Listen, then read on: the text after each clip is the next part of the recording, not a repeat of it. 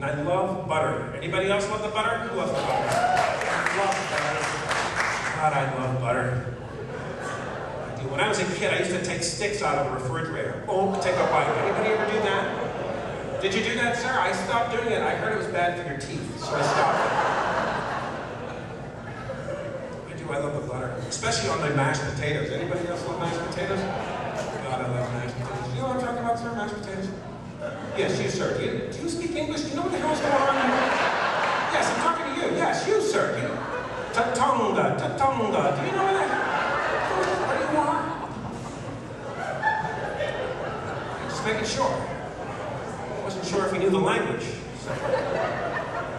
I love the mashed potatoes, and if you love mashed potatoes like I love mashed potatoes, I have 2 words for you people. Yukon Gold. Anybody else with me? Yukon? A couple people right down here. Jesus is like, is that some good weed from Canada? What's that, dude?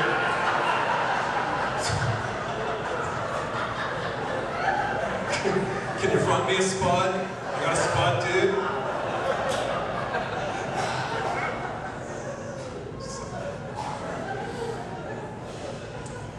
A hell of a potato is what it is, sir.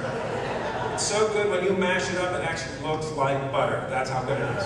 And I will tell you what I do with my Yukon Gold potatoes. I peel them, I boil them, and then I place them in my KitchenAid mixer. Anybody else got the KitchenAid like me?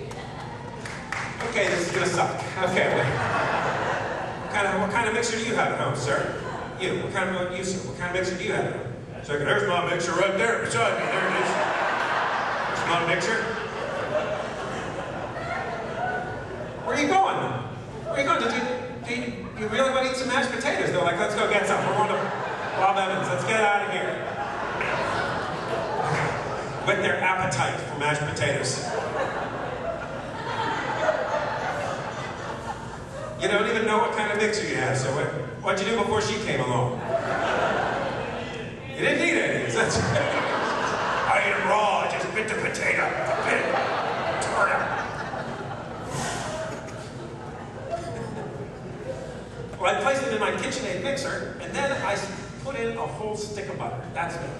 And then I used a half and half. Anybody else use the half and half? Forget the 2%, forget skim milk. If I can't find half and half, you know what I do? I go out into a field, I found a damn cow. That's what I do.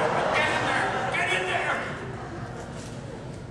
And I whip my potatoes up. And you know what I should say? I whip my potatoes, I don't mash them. That's right. Some people say, well, Dave, when you put them in the KitchenAid mixer, you're actually whipping them, you're not mashing them. If you really want to mash them, you got to do it old-fashioned style, the old hand masher, right? Well, you know what? You people are Amish. That's what's wrong with you. Forget that. I'm going to whip them. And if you don't like it, well, you know what? It's my joke, so screw you. How about that? I whip my potatoes, I place them on my plate, then I take my spoon, and I make the lake bed. Anybody else make the lake bed? Of course you make the lake bed. Everyone makes the lake bed. Some people call it the well. I've heard it called the dam. I asked one fellow what he called it. He says, I call it the reservoir. Man-made lake. I asked one fellow from West Virginia what he called it. He says, well, I just call it the BUTTERHOLE.